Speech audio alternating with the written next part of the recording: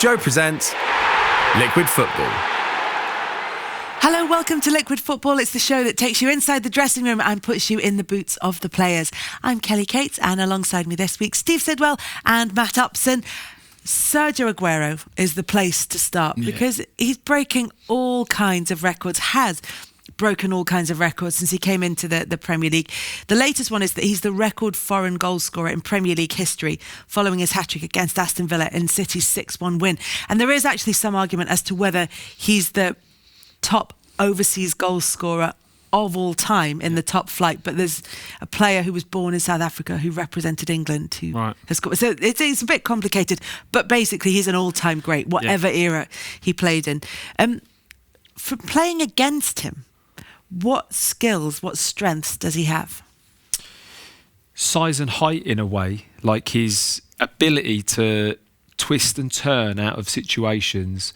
I don't think I've seen anyone better in that sense, because when you can twist and turn with the ball or without the ball even, as quickly as what he does, his low centre of gravity and his build, if you're quite tall, makes him so hard to deal with. It's almost like he's just beyond you before you've even put the brakes on.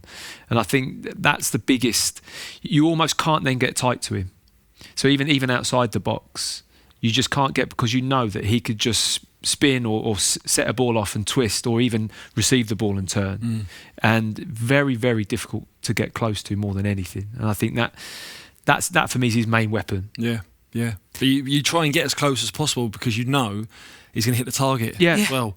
But some people you can kind of sort of say, right, I'll let you shoot from there because I know you're going to have to wrap it around my ear roll, or it's going to have to be a worldie. But with him, you know, half a yard, he's going to hit the target minimum. But that's the other thing. How quickly does he get a shot off? Yeah, he's got like no back lift, slight nail back, but the power. In the day. Yeah, but the power he gets, and that's why you see so many of them with like this dippy, or even like his goal yesterday, he hits it early, and it's like the curve he gets on the ball. Yeah.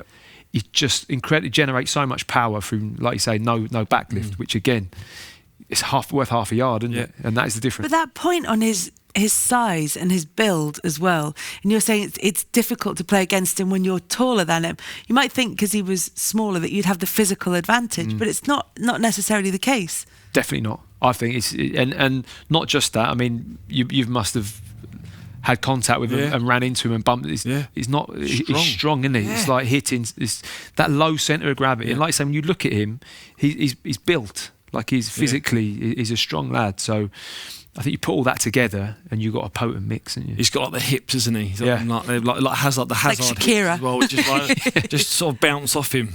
What's he got? 12 hat tricks now, isn't he? Yep. So I wonder what them footballers are, whether they're. I've been knowing him, they just like plonked away. And just really casual about them. That's another one. He's top of the hat tricks. He's that's him. That's the other one he's got. But in terms of, we were talking about this casually, sort of saying, he's got 12 hat tricks. I mean, that's another record, isn't it? And yet, you know, he rarely makes it into the team of the year. He hasn't won the player of the year. He is, as we've said, an all-time Premier League great. I mean, you've been in a position where you could have voted for him. Yep. So what is it that's stopping him getting into those kind of or getting that recognition, if you like, from his peers? Neither of you sitting here saying, I mean, he's all right, but he's not that great. You're both sitting here saying he's a brilliant player. So what stops him getting that official recognition? I don't know. It's I mean, there's probably been certain years where there's been an outstanding candidate for it. Like obviously Drogba, when the year that Chelsea won it, and probably Henry, you know, single-handedly just near enough won the leagues. But with him, I mean, he's in just a team full of superstars as well. But he does it consistently, year in, year out. Why he's not? I mean, it's a question everyone asks, but I don't think there's a serious answer for it. The people that win the player of the year that you've just mentioned there, Henry, Bale, even Mahrez when Leicester went, Kante. And Pearson. But I think sometimes they bring a little, like he is a goal machine, isn't he?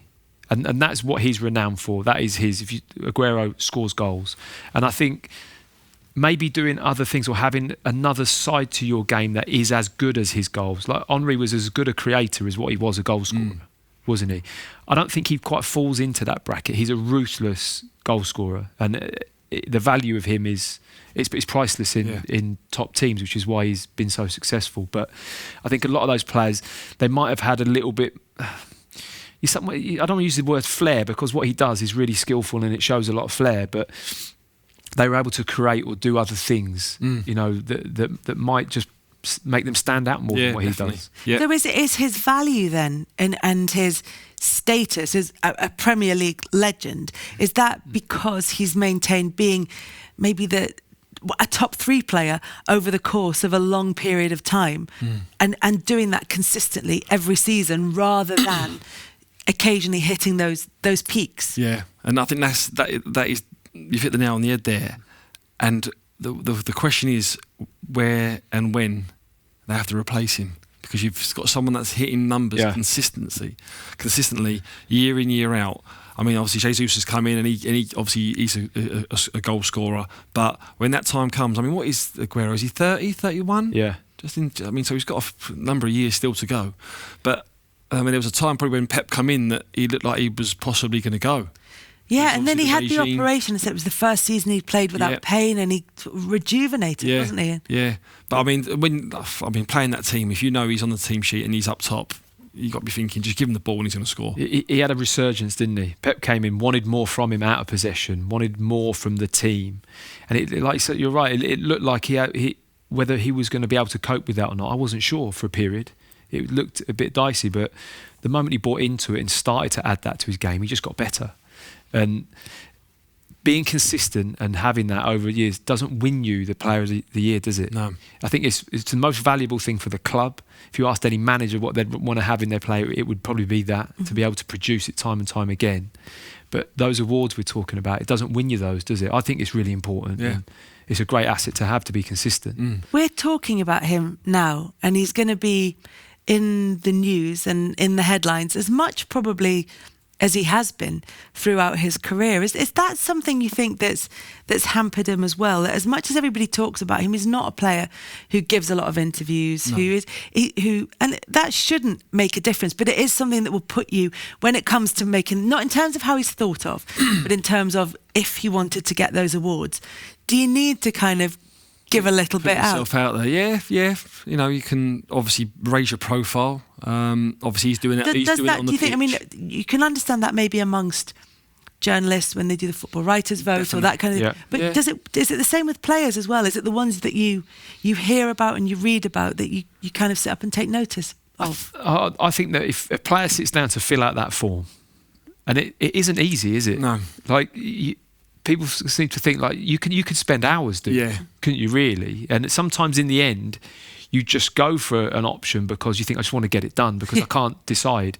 And that's the moment where those little things might make the difference. Yeah. Somebody might sit there and be so undecided, but, I've heard this on the news today, about that when that was, all of a sudden, it builds a bigger... So perhaps that is a factor in people not looking at him as much in that way. When do we feel... awards used to be quite early. Is it February? Is it around there? Yeah. Which is like I ridiculous. don't know if that's changed now. Has it changed now? I think he's still around that time. Although, if we're looking towards the end of this season and Sergio Aguero is breaking records round about mid-January sort of time, then suddenly he's in people's minds and you just wonder if he might be more at the forefront of their thoughts. I watched a documentary on him actually, and his family doesn't live with him in Manchester. They're back in Argentina, aren't they? So you're thinking as well, he's performing at a level. I mean, obviously I know he gets paid and it's his job, but still to do that without loved ones and family around you. I think it was in his house, it was quite bare, his house as well. I think it was just a cook and a cleaner, bits and bobs. But I mean, to do that at that level and consistently do it year in, year out, and thinking, do you know what, I'd rather just go play back home. But fair play to him. You would think he's living a dream, really, silly, wouldn't you? I tell you, every now and again, we all think that. There's certainly after Christmas, everybody's going, well, he lives on his own with just a cook and a cleaner. That sounds like heaven just after Christmas. But intense, isn't it? That is intense. But look, the other side of that brilliant result, and particularly that brilliant performance and the record-breaking achievements of Sergio Aguero, is what happened to Aston Villa. Now, look, City on their day could do that to a lot of the teams in the Premier League, and it's not really about that one result. But if you boil it down to that to one performance in there, you've got to feel for Danny Drinkwater, don't you think? Making his debut against Manchester City, getting run absolutely ragged. It's not. Would you say he's fully match fit coming into Probably, that one? well, no, definitely not match fit. I mean, you could train as much as you want, you could train as hard as you want, but it won't prepare you for games. You'll normally get through the first couple of games on adrenaline. What do you think the thinking is on starting him in that game? Well, they obviously really want him to be fit. A fit, operating, functioning Danny Drinkwater in that team would be a positive thing. Absolutely no doubt. And I'm sure that's the thinking behind bringing him to the club and thinking we need to give him minutes.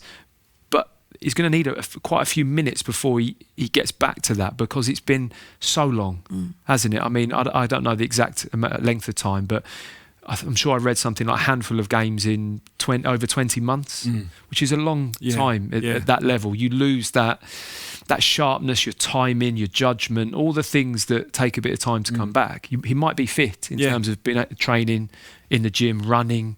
All the testing could be high, but the moment you get on a field like that and you're relying on instinct and judgment and all those things, that's what I think you lose more than just fitness. It may well be that Dean Smith is thinking that he's the option. We've got him in, and I have to use him. They've got some injuries, Aston Villa as well, so he might just feel like, he has to use him, whether he's fully match fit or not. It could also be that he's thinking, do you know what? If you're going to come in and get match fit, you might as well go in against Manchester City. It's a game we're unlikely to win anyway, even though it's at Villa Park. I think, do you know what? We'd go in and get up to speed quickly. It's know your players as well, because you got to be strong to do it that way. You know, how fragile are you mentally after that layoff? Is your confidence low? Are you able to cope with underperforming for your standards and then getting highlighted, and all of a sudden people talking about why is he in the team? You know, all these type of things in your first game. It's difficult to manage that. Yeah, it's hard on your debut to come back definitely. from, especially when you look at it and you think, well, you could say he'd had a hand in all three of City's opening goals, and people, as you said, people talking about it and thinking, why is he playing there? What's he doing? After a long period out, especially, that's got to be tough. I think from that. Definitely. They had to. They didn't have to play him, but it was important that he started, because they had a lot of games recently. I think they played 9 games in 20 odd days, because obviously the cups. So the Camber, normally, who's been outstanding recently, he was obviously on the bench. But he made his last 3 debuts has been against City, isn't it? By Man City, I think. Burnley as well. So he's probably just thinking of it, just saying, like what Matey's saying there, just get him on, give him minutes. But he's obviously kept him on as well for 75, you know, because then there's a manager thinking, he's having a shocker. Yeah. I can't pull him off at half time. I can't pull him off after half an hour because he looks terrible. I've just got to roll with the punches. I mean, what would your ideal thing be as a player there? Like, if you're coming back from where he is, you'd want to try and sharpen yourself before you stepped into that type of game, I think. And it's hard to do that, but he's really, like I say, thrown in at the deep end, aren't you? And it's a bit sink or swim, and didn't keep afloat yesterday. We've talked before about, you know, when a new signing comes in, they don't get very long before you judge them harshly on the training ground, let alone in a match situation. But in this situation, do you think that the other players will be sympathetic towards Danny Drinkwater? 1,000,000%. They've all probably come in after and gone, must have felt like there was 20 players out there for City just at times. So, but when that happens, I mean, me personally, when I had a poor game, I was desperate for another game to come as quick as it could, and then made sure that I played well, especially when you go to a club for the first time. And he'll want to do that. Yeah. Knowing his mentality as well, he'll want to do that. Yeah, sure. Also, it's a defeat that isn't just down to one player as well. And as brilliantly as Sergio Aguero played, and as many records as he's breaking, it wasn't a win that was down to any one player for Manchester City either.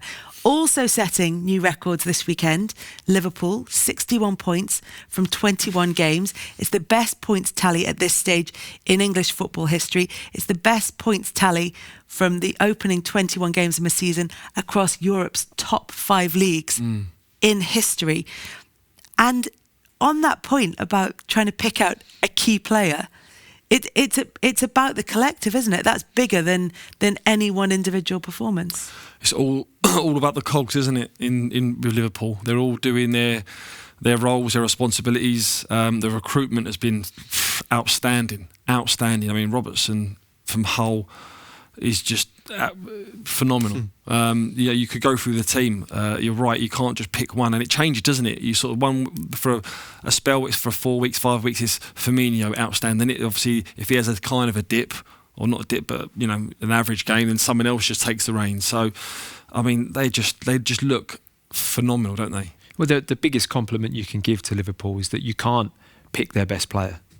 Yeah. And throughout the season, you've probably changed your mind 4 or 5 times just through thinking, right, this week, oh yeah, Salah, yeah, he's the man. And then all of a sudden you'll see a performance from someone else, and then you'll see a centre-back or a full-back. Any position on the pitch. Normally you'd think there's the creative player that's shining and the goal scorer or whatever, but really from goalkeeper, full-back, centre-back, central midfield, it's just like they're all been outstanding. And to create that as a manager, it's the reason why they're breaking records. They've had injuries throughout the team as well, including to Alisson, who you would say it would have been one of their key players, and to a couple of the forwards as well. So and actually Fabinho injured at the moment. They're injured. There have been injuries on and off throughout the team. Is the fact that they are cogs in a bigger machine, does that make it easier in a way to deal with the loss of players who you might think would be key players for them? Yeah. When you've got a collective section of players that are just playing to a level, when one drops out, the competition as well for places. So when the people on the bench are thinking, I'm desperate to play. So when they play, they want to make sure they play well to try and stay in the team. I mean, there's an element as well that people are saying. I mean, they're blowing teams away this season and obviously last season, but there's a lot of clubs that are not doing well, isn't there? I mean, look at United; they're not performing great. Spurs, I mean, the standard isn't overly challenging, is it, for Liverpool compared to previous years? No. Do you think those teams were better last year then? I mean, other than City and Liverpool, were the teams that you're talking about better last season? Well, Arsenal were better definitely last season. Spurs were definitely better last season. United to a degree were probably better last season. I think it's a combination of the two, and I think you're right in that there's teams that aren't maybe at their best, but I think it's only magnified by how good Liverpool are as well. So for me, it's a little bit of both, but I can't take anything away. Yeah. Do you think they'll go? Do you think they'll do the season? I think they have an unbelievable chance to do it, because whether they will, obviously we won't know, but you're not going to see many other teams that are going to have the chance. Like you say, it's a little bit with how everything else is going and how everyone else's season is going. It makes it really achievable for me that they can go unbeaten. They've got that fear factor, haven't they? Like, you know what United had at Old Trafford, where when you go there, it was like, just keep this down to 2 or 3, we'll be happy. Yeah. They've got that at Anfield. But I was working this weekend and I knew the numbers at the top of the table, and I'm doing the sort of top of the table. I'm like, Liverpool 16 points clear, Leicester, because they lost yesterday. There was 16 points clear, Leicester, 2 games in hand, and I got down like 17 points. Obviously, City were playing on Sunday, and I was like 17 points clear of Manchester, and I corrected myself because it wasn't right. When you look at something and you're like, the numbers are just ridiculous. They're so ridiculous that your mind doesn't actually take it in. Yeah, well, it's the only part of the Premier League that isn't, and I say it isn't entertaining, that isn't really of any debate. We can sit here and talk about Europe, who's going to be Europa, who's going to be Champions League, who's going to get relegated, who's not. But that's all. It's done. It's finished. It is finished. It's finished. Like you said, the numbers are incredible, and there's no way Liverpool are going to drop that amount of points between now and the end of the season. Yeah. We shall see. It'd be serious issues if they did. Wow. Bournemouth, though, are in serious trouble. They lost 3-0 at home to Watford. They're second from bottom. Where are we on Eddie Howe, who's a manager that when Bournemouth are doing well, or when a big job comes, why is Eddie Howe not being linked with a big job? Why is Eddie Howe not thought of better? Why is he, when they're doing well, why is he at Bournemouth and not being picked off by a bigger club? When it goes badly as well, he's in his 11th season and maybe it's a bit tired, and the same questions are asked but with a very different slant on them. Yeah, I mean, his stock has obviously gone low. There was a spell, wasn't there, the last few years where he was, obviously, as you say, he was put up for a lot of jobs. And he was the best of the British managers out there. I mean, there's a lot now. I think is there 11 in the and more than that. There have been in a long time. Yeah. So he was obviously the best of the British managers in previous years. It was always about promoting British managers as well, wasn't it, in previous years? But his stock has definitely gone down. I mean, Bournemouth, they've been terrible. I've watched a few of their games. I watched Bournemouth Burnley, and there was a one shot on target, and that was from Burnley in the 89th minute, and that won the game in the end. They was awful. Yeah, they're suffering with injuries. The medical side of the setup that he's got going there isn't being kind to him. No. Whether or not that's just through bad injuries or rehab. He does work them hard though, doesn't he, as well? He's very intense training. It is. So like they're suffering really badly with injuries. They had a couple of contractual, I think players like Fraser's just gone completely off the boil. Yeah. Had a bit of a contractual issue. Little things like that. But Callum Wilson all of a sudden can't find the back of the net, was scoring for fun last season. All these little things are starting to creep in. Defensively, they look really vulnerable. Yeah. Although Aki back now after being away for a bit. But I'm with you. I covered them twice over the Christmas period, and they just look dead on their feet. At Brighton, they were had nothing left to give. They looked exhausted and a thin squad. So you put that all together. On the thinness of the squad, is recruitment an issue at Bournemouth? I mean, and are there several components to that? One is how able they are to attract players, both in terms of what they're going to be hoping to achieve during the season and because of the financial restrictions that they may. I know they've got a rich owner, and it's all, but in terms of what they're prepared to spend in terms of wages and things. And then the other side is at that level, then you've got to be really good at who you pick. And is that good enough to you? I think the recruitment's been really poor. I mean, Solanke has been some big figures as well, isn't it, paid? Yeah. Because as I said before, he likes young, energetic type of players that he knows the work rate is number one. And maybe that's where big clubs have looked at it, because obviously now there's a lot that goes into the decision, isn't there, of taking a manager. They probably look at it thinking, right, what's his recruitment been like over the last 3 or 4 years? What type of players does he go for? How well has he spent? And if you look at the majority of them, they've not been good. It's interesting because is it a case of where you stay at somewhere too long and the window passes by? Do you know what I mean? Because if 4 years ago he would have been really thinking, right, I think it's time to move on for my career and the club and what have you, and tried to go or been interested to go, he would have surely been attractive to a lot of clubs, wouldn't he? I mean, I think he's done an amazing job. Yeah. And the one thing that they've always been a streaky team. You'll always see them have really bad losing streaks and brilliant winning runs, and you kind of think, is that something again that people look at and go, well, I don't know, sometimes I see Bournemouth and they might not win a game for however long, but then they'll win 5. You know, they're quite streaky form, but I love his foundation of how he plays. He's always had a good foundation of football. Yeah, one thing for sure is that he likes to be in control of everything, and that's probably going down towards the dressing room and players and upstairs as well, and he's got that at Bournemouth, hasn't he? Whereas if you look at the other clubs where there is a technical director, you know, chairman, this and that, obviously I know there's that at every club, but is he thinking, not many managers have got total control over recruitment, everything, whereas he's definitely got that at Bournemouth, and is that just hindered him going to a club because he think he might have less power? Perhaps he's happy there. Yeah, perhaps he's happy doing what he's doing, counts, and that's absolutely fine. You know, we can all speculate and wonder why. You can only just judge on at this current moment in time. Is probably the most worrying time I've seen Bournemouth since they've been in the Premier League. I think they're looking like they need something in January, and desperate for the results, because all the other teams around them now are starting to pick up. Well, not least Watford. Yeah. Under a man Nigel Pearson. Yeah. And there were a few eyebrows raised when Watford appointed him, because he seemed to move away from that sort of Watford model of what a manager should be. And yet, he's worked miracles in there. What a response. And they are unbelievable. And he really bases his management style on creating a bond, creating a togetherness. He is big on that. The way he speaks, the way he leads meetings, he likes leaders in the group. It was Leicester's strength. It's why we stayed up there, and why they went on to win the title. The dressing room was superb. It had character, it had discipline, it had a bit of edge to it as well. Not everyone was the nice. Was a saint. You don't have to be nice. No, yeah. But it had something, and he knows how to create that.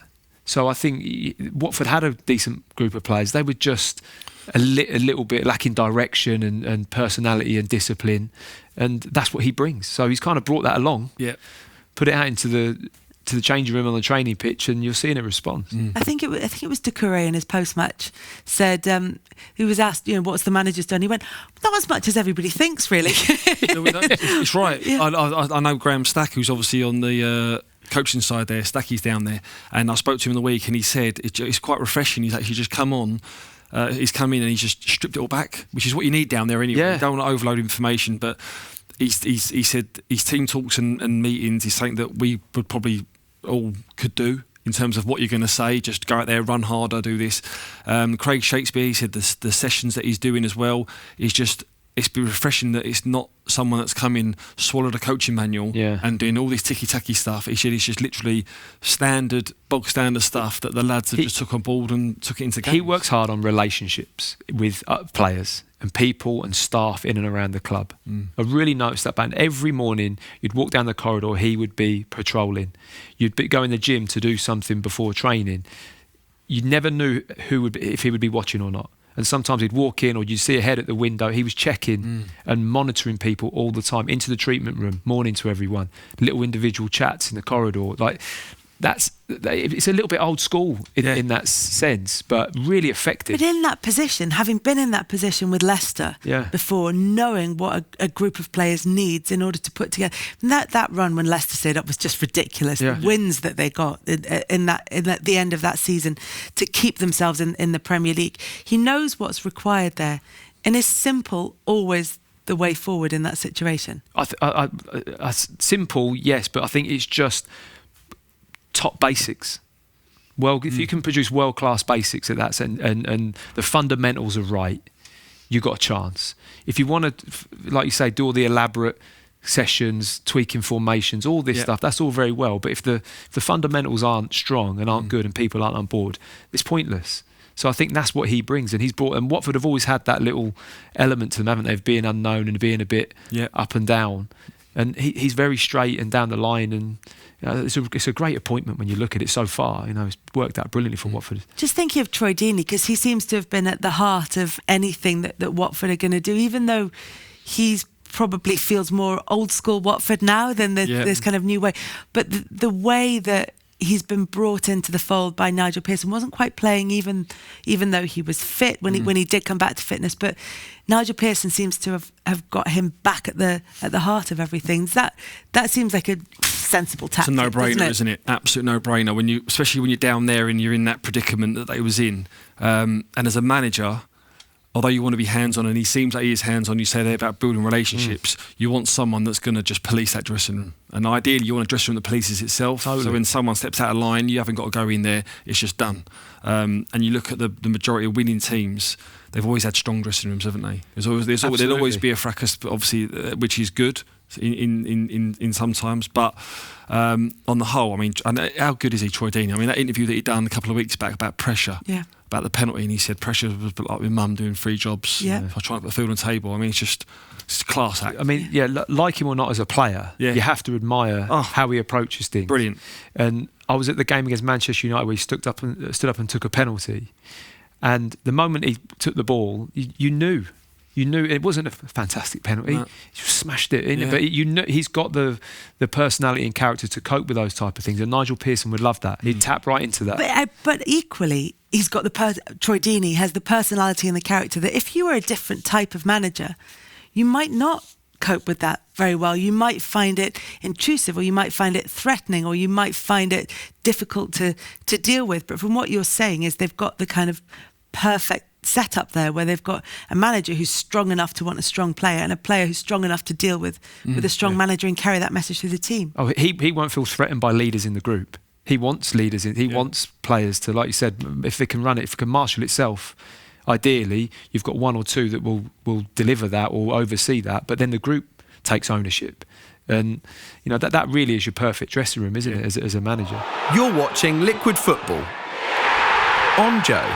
Right, this week's Liquid Football Challenge is a virtual reality heading challenge. Whoever gets the most points wins. Best of luck. Right, Steve, you've got the headset on. Yep. You've got your control that you can start the game with. Yep. OK. I'm on my toes. I'm ready.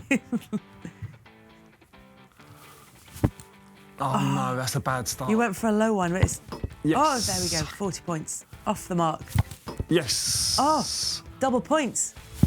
Yes. And double points again. Yes. Oh, 40 times 3. You're getting into the swing of this now. Oh, no, same target. Come on, different. I don't know if it is... Well, no, because you've got 2 40s Let me get bottom 40s corner. in a Just row. down there. Oh, 40 times 3. That's gone.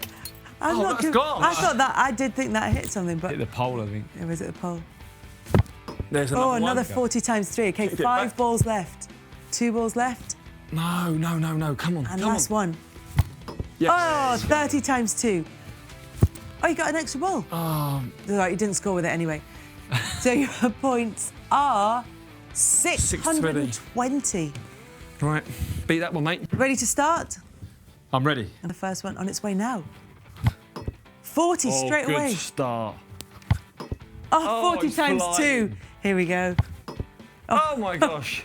To be honest, the scoring rate slowed a bit. Go. Look at the end. There we are. Yeah, 40 times 2. There we go. Need another. And There we another go. one. Mask nearly came off. 20. You're just trying to get all the extra bonus points. All you're missing is Matty's ball. Yeah. 40 times 3. There we go. Oh, 40 times 4. Didn't even know it went that high. How many? 6 balls left. You got to break that, have you? Yeah, it's like glass. Oh my god. 20 times 5. You smashed out the other one. Gosh. This is so good. Genuinely impressed. Look at him. He's done every one. Oh, that one. Last one. Come on. Oh, that was so good. I feel like I Mate, don't want to be impressed by that. Look at but that. It was 990. 990. Right, great challenge, but there can be only one winner, and by over 300 points, it's Matt Upson. However, we're not done there. We have another little surprise up our sleeves. I know it's not real, and I just have to keep telling myself, it's not real. If I fall, it's not going to happen. Nothing will happen. I'm okay. I even got a fright. Oh, I don't like this. Oh, my God, you can see through the gap in the lift. I don't like this. I don't like it. Wow. Yeah. Right. Oh, my God. No, I can't do it.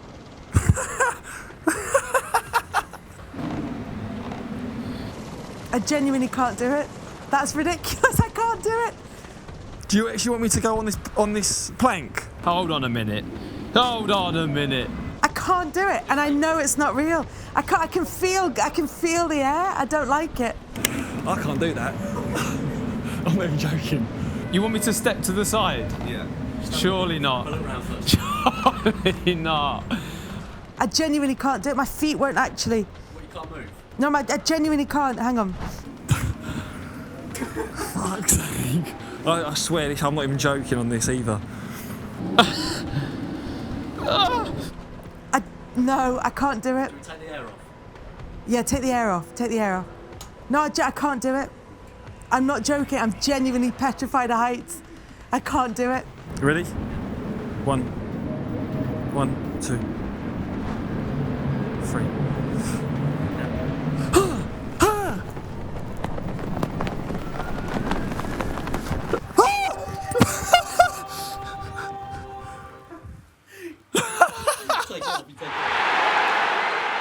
This is Liquid Football on Joe. I'm Kelly Cates alongside Steve Sidwell and Matt Upson. If you like what you see and hear, then please leave a nice review on YouTube and or iTunes. Make sure you check out Joe's other shows as well, including TKO with Carl Frampton and this week's House of Rugby with James Haskell, which is available tomorrow. And last week, they were joined by Leicester and England prop Ellis Genge. It pains me when people see articles about, I don't know, a good example would be when Johnny left Gloucester, he found that clause in his contract that he manipulated to leave Gloucester, and everyone was like, we looked after him, done his academy years here, and it's like, fuck off.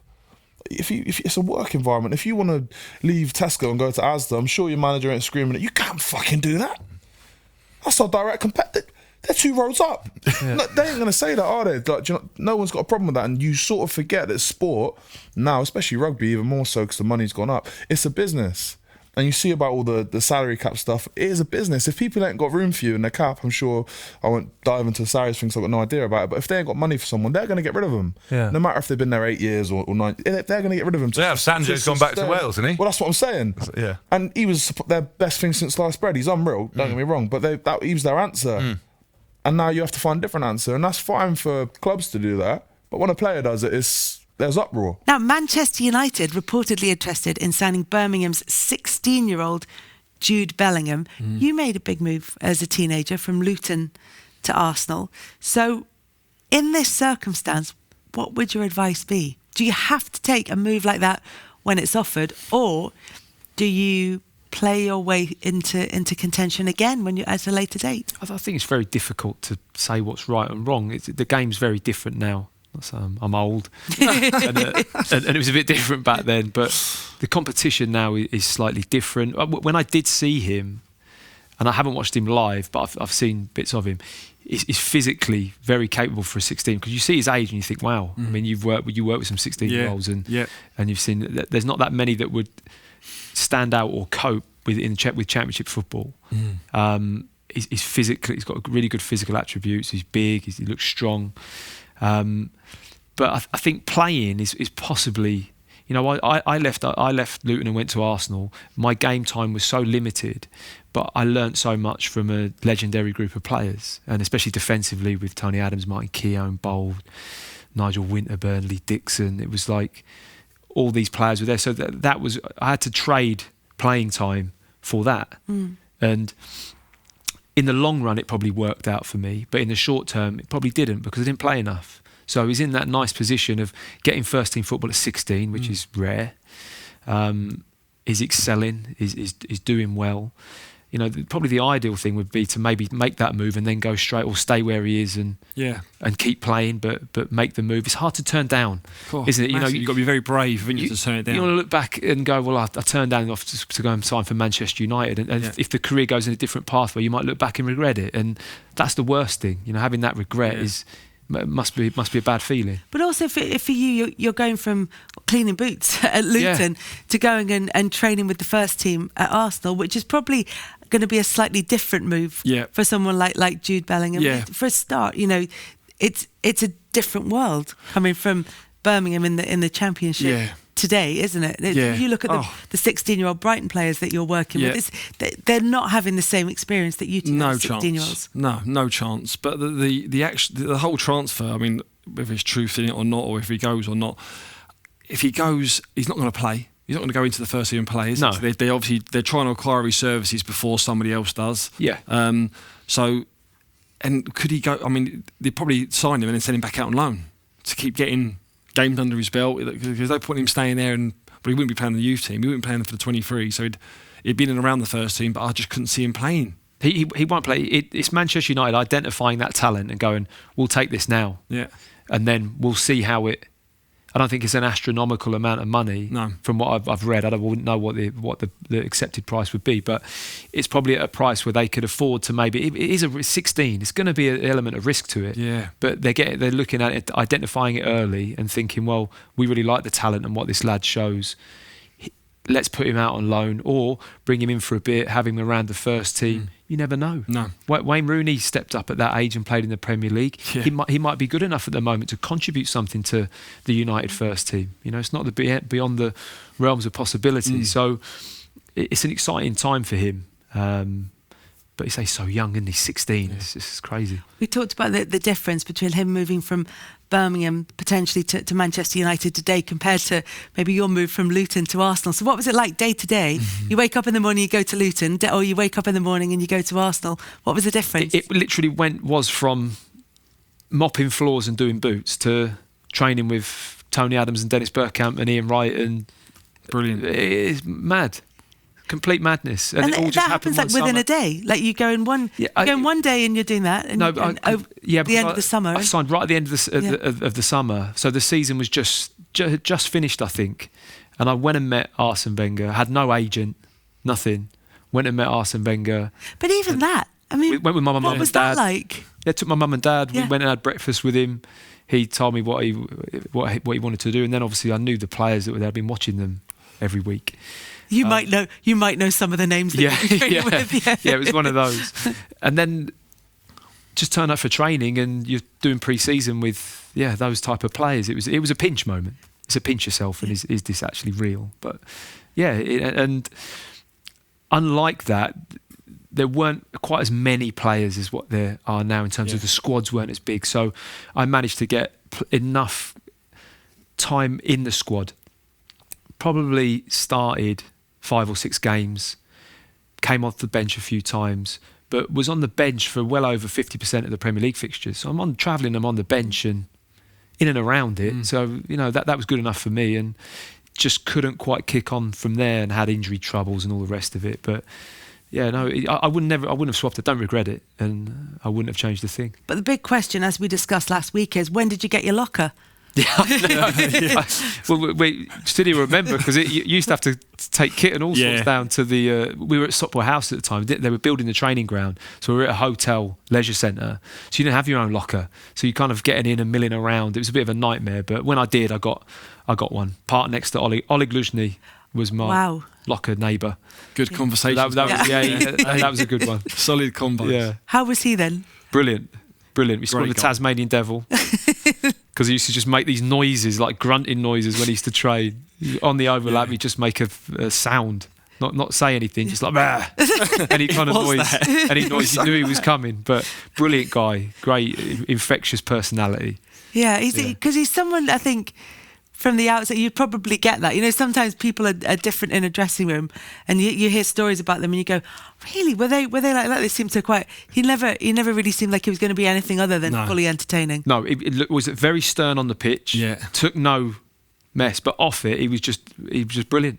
Bubbly, laughy, jokey. He was quite insecure on the pitch, because I remember, we used to, obviously when Matty come, we was youth team players, so every home game, the youth team used to sit behind the dugouts.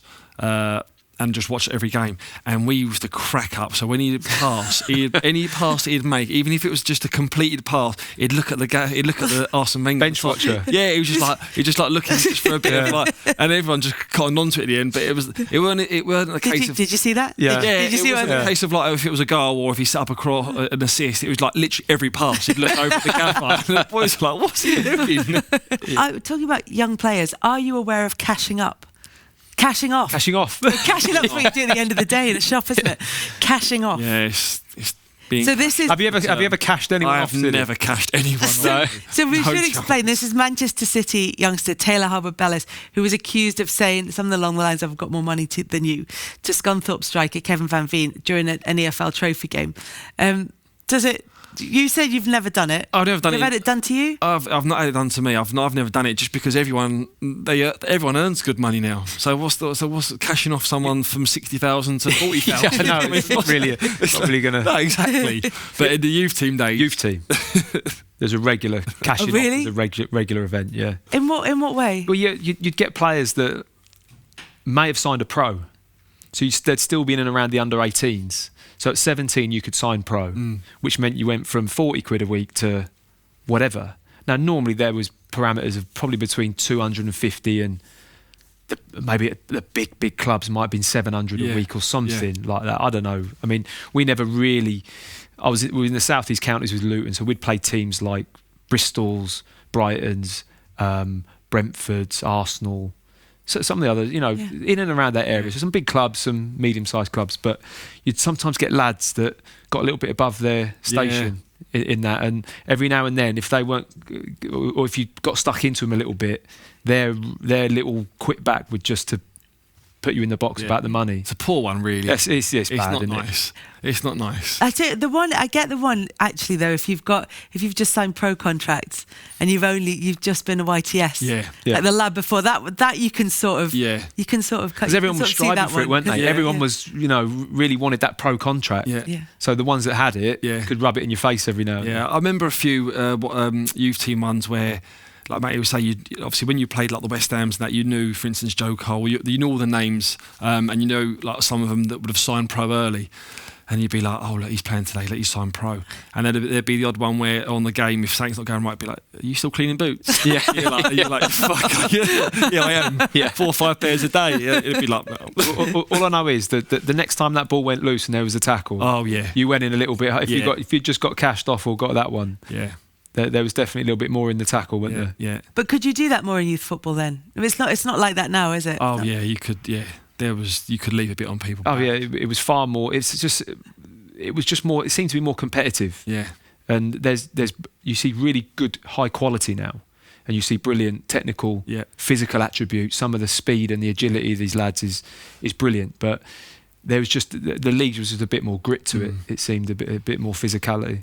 Back in the day, when you sign a pro, the first thing people would go and buy is a Louis Vuitton wash bag, wouldn't it? That's when people were like... to carry under the arm.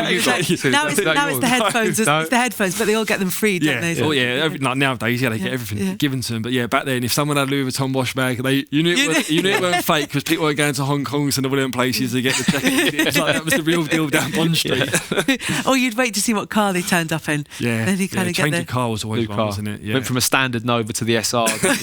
I just got the upgrade. Did you see Ollie McBurney, the Sheffield United striker? Class. So he was in the Swansea away end. They drew against Cardiff at the weekend.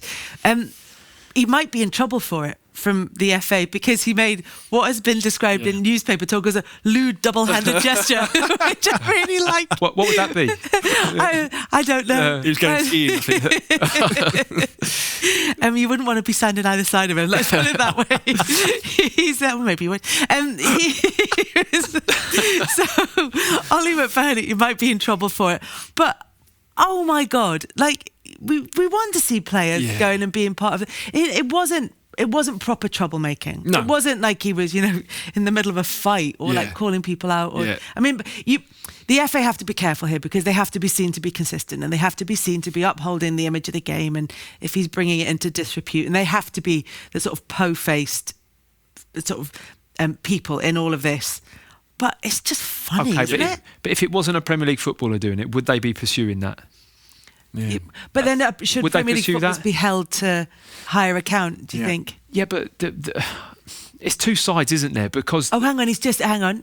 Breaking news, which is great if you're listening to this on like Wednesday or something. But he's been reminded of his responsibilities, so that seems reasonable. Because I think what you said, to blow apart a player getting as connected to the game as what they possibly can, it's got to be a good thing, hasn't it? To get on the level with at every level is only a positive thing in my book. Now, did he behave completely appropriately? No. But like you say, he's not doing anything completely, totally destructive, is he? So I'm glad that has just been a little. They could have looked into his jacket. That's what I was saying. Because obviously they played on the Friday night, didn't they? Yeah. So they knew that they would have had the weekend off. So the build up to that week, I couldn't picture it. He's obviously got on the blower to his mate. He's gone, boys, get the gear on this weekend. Make sure the jackets are out, the hats, because we're missing the cover. 3 points, goal. This is the start of a great weekend. All the Stone Island gear as well. Yeah, class. Do you go and watch a lot of games? I do, yeah. I've been to a lot of games actually and sat. I like going in with the punters as well. Atmosphere. I take my boys. I went to United Chelsea a few years ago. Took my father-in-law, who's a big United fan. We sat in the United end. I had a hat on that time, but I went recently.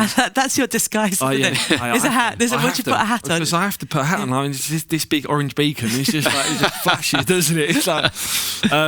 But I went recently. I took my middle son Rocco, his Sunday League team, Chips did, for a Christmas sort of present as such, and we was in there. It was a Brighton game, and the fans started singing my song, which is it's. What's that? Yeah. Come on then. Started it, so come on. It's a similar. I think they sing it about David Luiz as well at Chelsea. Oh, Stevie Sidwell, you are the love of my life. Oh, Stevie Sidwell, I'll let you shag my wife. Oh, Stevie Sidwell, I want ginger hair. And literally, when I was playing, they was all singing it, and I'd look into the crowd, and there'd be men like singing it, and their wife would be just just like one of them, or some of them like getting them, like things like that. They singing it as well. Yeah, some of them, yeah. But when I took the boys the other week, they were all singing it, and the team were cracking up. They were laughing so much, and I was like, oh my God. They're at the perfect age for that as well. Perfect age, 11 years old, yeah. So they're just like, we shouldn't really know this. But Yeah. So, Did they know the song before they heard it? My boys did, my boys did. Make sure you told them. You're proud of it. Why wouldn't you be? He's sometimes whistling it around the kitchen. It's a nice one, actually. I used to love it. You know one of them ones when you're on the sub, when you're a sub, and they go like, go and warm up, and players like, oh, do I have to? I used to buzz off it. I was like, I'm going to start singing. I'll go out and see them. And that is it for this episode of Liquid Football from Joe. Thank you very much to Steve and to Matt for joining me. We're available every Monday. You can download the podcast or you can watch us on YouTube. If you leave us a review on iTunes, please say something nice. And we also have a Facebook page as well. If you search for Liquid Football, then you can get involved with the chat on there. Remember to check out our other shows as well. House of Rugby with James Haskell and TKO with Carl Frampton. For now, though, thanks for listening. You've been listening to Liquid Football on Joe.